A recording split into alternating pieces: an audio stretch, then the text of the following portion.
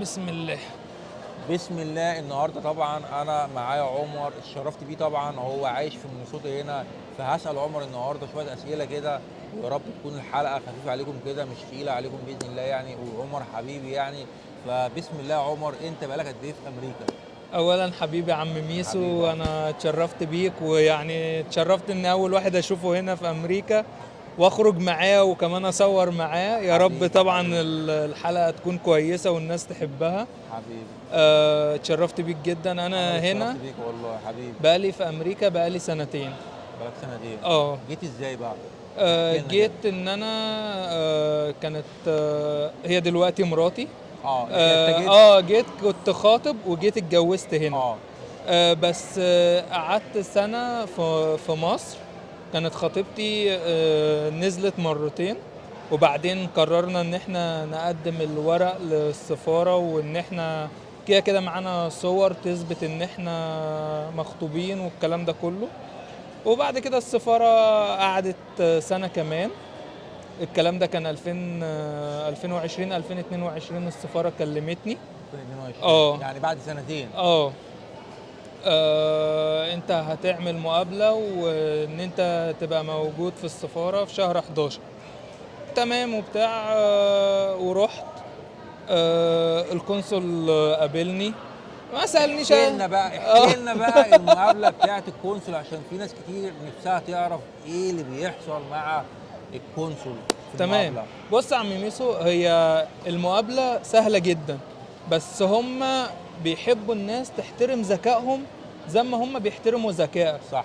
يعني هو القنصل لو شافك مش مرتبك او شافك ان انت بمعنى اصح واقف قدامه كويس، وان انت مستعد للاسئله وان والكلام ده انت كله. بتجاوب على قد السؤال يعني، بالظبط. ما يعني ايه. هو ولا عايزك تتكلم كتير صح. ولا عايزك تتكلم قليل. تمام. يعني بص، هو مثلا هيقول لك انت رايح مثلا فين، تمام. فهتقول له انا رايح امريكا لخطيبتي وهنتجوز مثلا. تمام. وهقعد في كامبريدج. تمام. هو مش عايز ان انت تقول له انا رايح امريكا، ايوه. وبعد ما يسالك طب انت رايح ليه، انا رايح لخطيبتي. طب هتعمل ايه؟ طب هو مش هو عارف هو عايز يسالك ايه، ايوه. بس هو برضه عايزك تجاوب بشكل يكون كويس. يعني اللي هو انت ما توقفش طول ما انت واقف تلعب في صوابعك، او تبص الناحيه دي او تبص الناحيه دي. هو عايزك طول الوقت باصص له باصص له وبتجاوب على قد السؤال. وبتجاوب على قد السؤال وبشكل منتظم. صح. صح. فربنا كرمني الحمد لله. وعايز اقول لك ان هو بكل سهوله راح مديني، راح قايل لي سيب الجواز بتاعك وهنبعته لك طبعا مع البريد بتاعنا، او ايوه. هتروح تستلمه من البريد بتاعنا اللي هو SLS. بعدها بيومين رحت استلمت الجواز، وكان موجود فيه الفيزا 6 شهور. ولما جيت هنا طبعا اتجوزت، فخلاص ما بقاش ليها عايزه الفيزا دي. ألف مبروك طبعا. الله يبارك وأنت فيك. نورت أمريكا ونورت مينيسوتا، وأول ولاية نزلتها هي مينيسوتا لحد دلوقتي، صح؟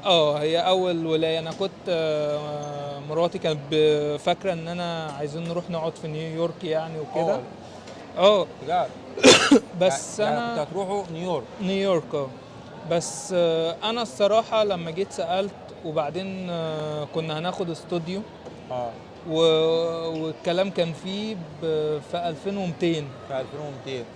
في 2200. انت 2200 انت تشتغل عشان خاطر الشقه، ولو معاك عربيه يبقى أيوه. خلاص كده. أيوه. فلا لقينا مينيسوتا كويسه، أرخص اسعارها بكتير. أه. بكتير، وفيها شغل كتير وفيها شغل كتير. يعني انا مثلا لما قدمت في الوول أنت شغال في مارت. والمارت؟ اه. أه. انا لما جيت اشتغلت في طب بص بقى، عشان انا دايما بقول يعني طبعا انا مش عايز اعرف انت بتاخد كام في الساعه، لا بس انا دايما طبعا. بقول الشغل في والمارت يعني اقل حاجه حاليا في الوقت اللي احنا فيه مع الغلا ده كله من 18 ل 20 دولار، وممكن اعلى كمان على حسب انت شغال ايه جوه والمارت. لو شغال كاشير ممكن تاخد 16 دولار، بس ده الكاشير ده حقيقي.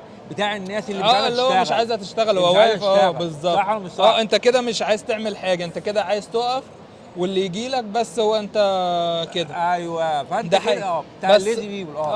يعني الليزي خالص. ايوه.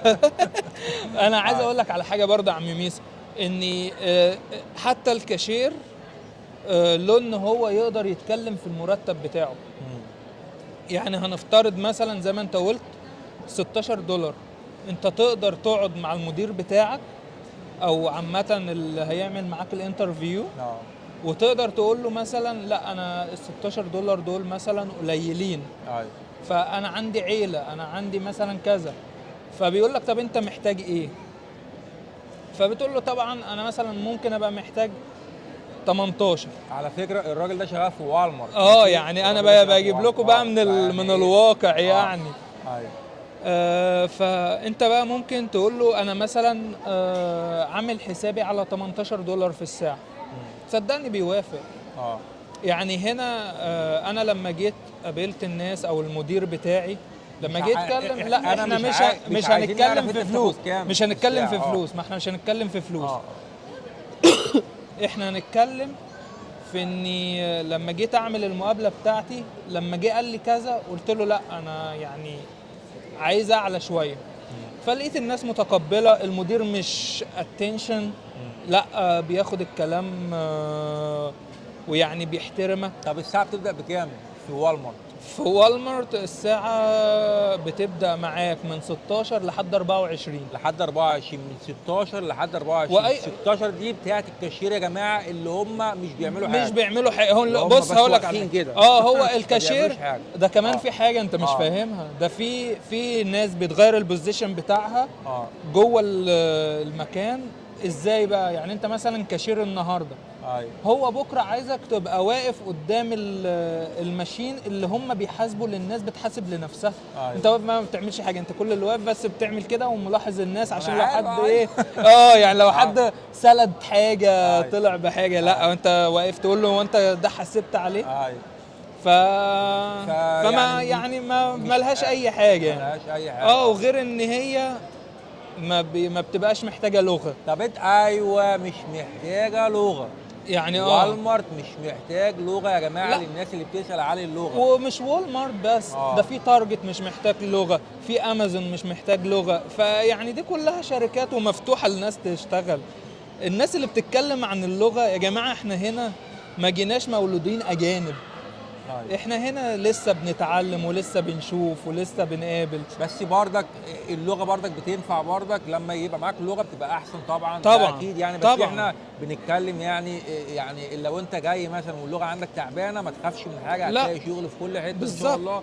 وبعد كده حاول ان انت تحسن اللغه بتاعتك عشان تلاقي حاجات فرص احسن، وعشان تعرف تتعامل مع الناس احسن ان شاء الله يعني، وتبقى الدنيا سهله بالنسبه لك يعني. بالظبط. ماشي يا عمر، انت دلوقتي اتكلمنا في حته الشغل وفي حته المرتبات، بيقول من 16 ل 24. يعني هو دلوقتي عدان، انا كنت بقول من 18 على فكره. لا هو في حاجه، هو الناس ليه مصعباها. انت ممكن تدخل اصلا على موقع والمارت وتقديم الوظائف وبتبقى انا هقول لك ازاي، بتبقى انت مثلا شايف سعر الساعه وبيبدا من كام لكام. يعني انا لما انا جيت قدمت عشان البوزيشن بتاعي، اخترت عدد الساعات واخترت المرتب. فالموضوع سهل وبسيط. وعايز تشوف اسعار على اي حاجه برضه، خش برضك على الموقع بالظبط وعلى الولايه وشوف الاسعار. احنا ما بنضحكش على حد وما بنكذبش على حد، ماشي؟ فالدنيا كلها واضحه بالظبط. ده انا كمان في حاجه اقولها لك، ده والمارت في الايام دي انا سمعت او هو عاملها قبل كده، عامل حاجه على الموقع بتاعه ان انت ممكن لو انت من مصر او من اي دوله تانية انت اكيد عارفها يعني. عارفها تمام. هنبقى نتكلم فيها دي بعدين باذن الله يعني. ماشي. انت دلوقتي ايه رايك في مينيسوتا بقى؟ احكي لنا بقى عن مينيسوتا.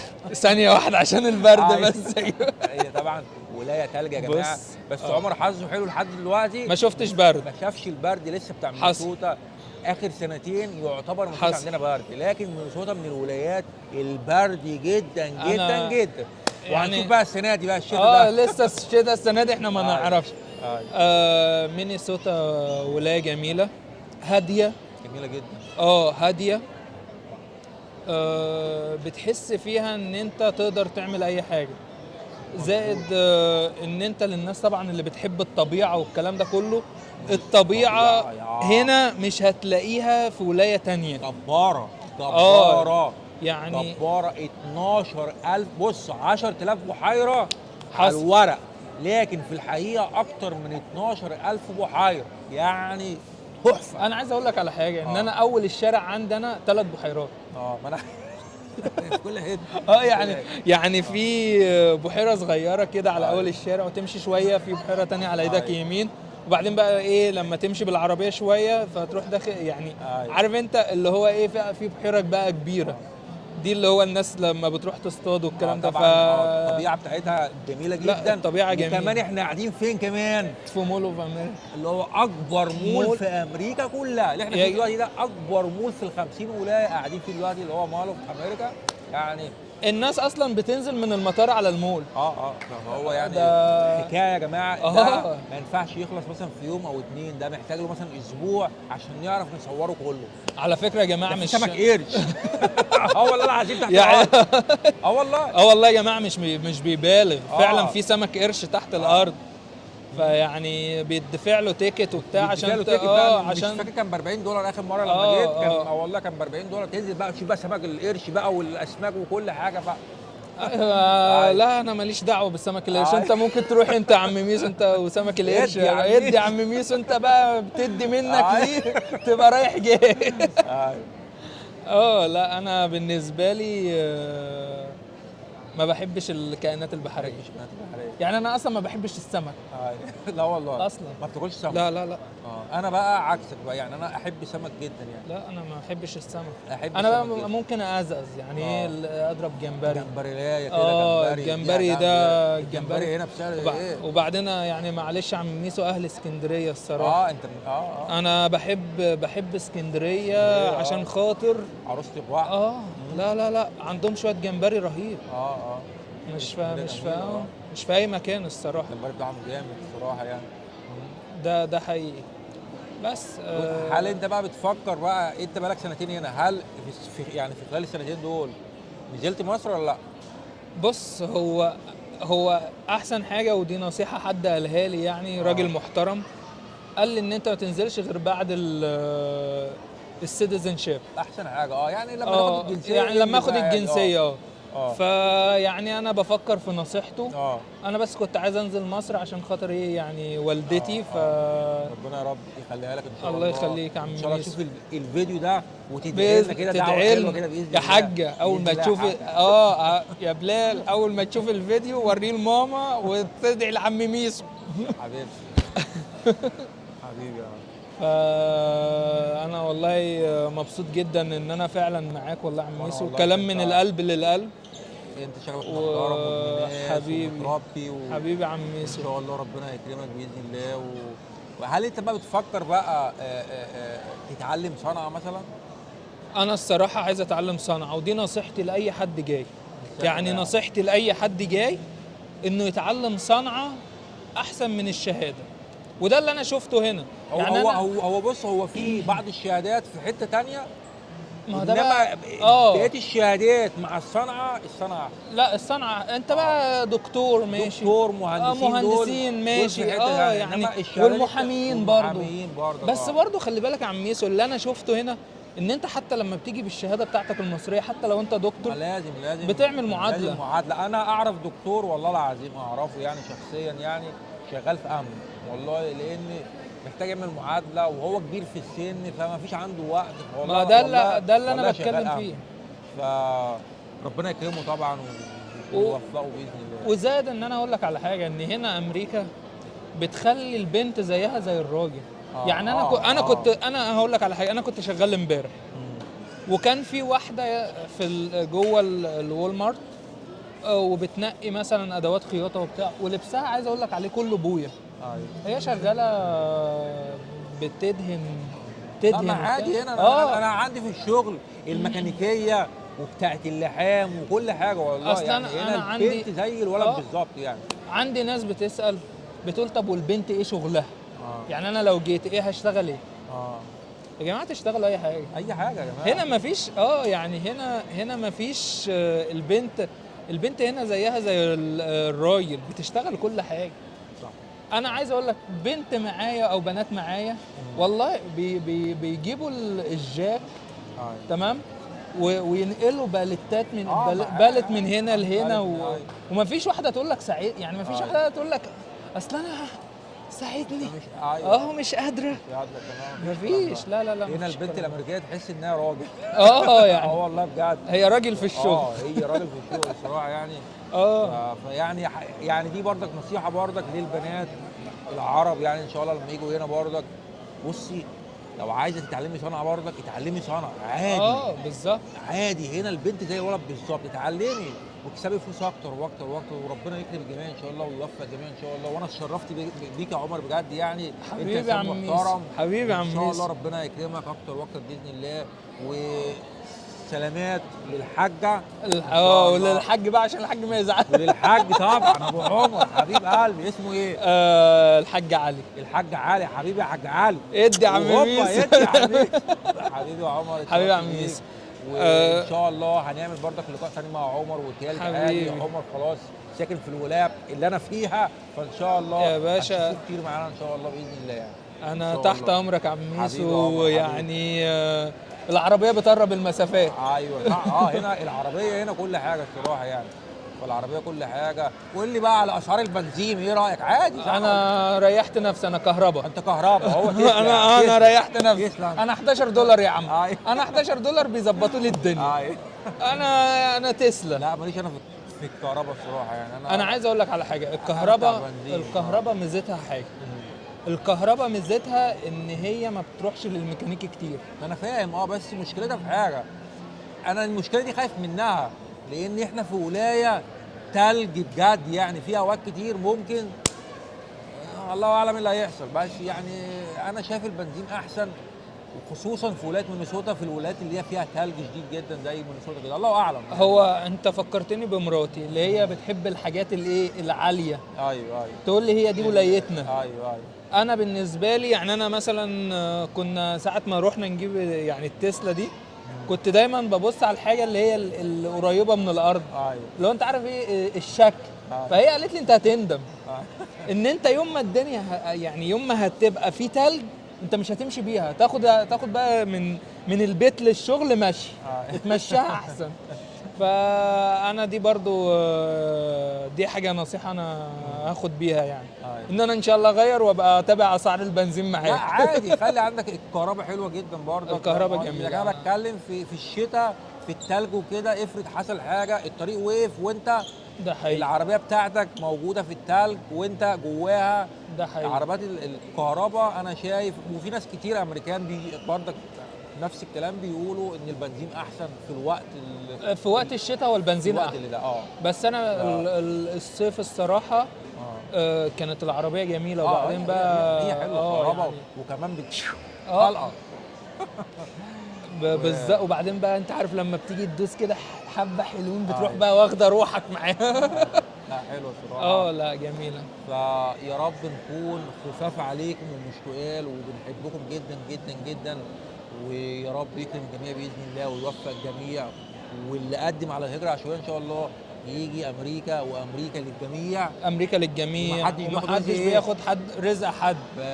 وما تسمعوش لاي حد بيقول لك اصل النهارده انا مش لاقي اكل، والنهارده انا مش لاقي اروح ما اعرفش فين، والكلام العبيط ده.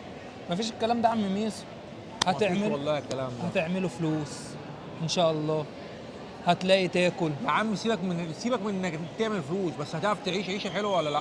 طبعا.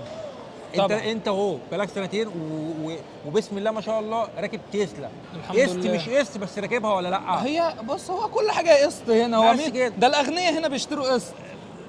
الموضوع سهل وبسيط، فمش عايزين يعني نضحك على الناس يا جماعه. بالظبط. يعني نحمد ربنا. اللهم لك الحمد والشكر. بس كده حبيبي يا عمر. حبيبي يا عم ميس، انا اتشرفت بيك والله. حبيبي يا عم ميس. حبيبي يا عم ميس. ونشوفكم ان شاء الله في حلقه ثانيه ان شاء الله باذن الله. ولينا لقاء ثاني مع عمر باذن الله. باذن الله. وبحبكم جدا جدا جدا. وهوبا ادي يا عم ميسو. حبيبي يا عم ميسو.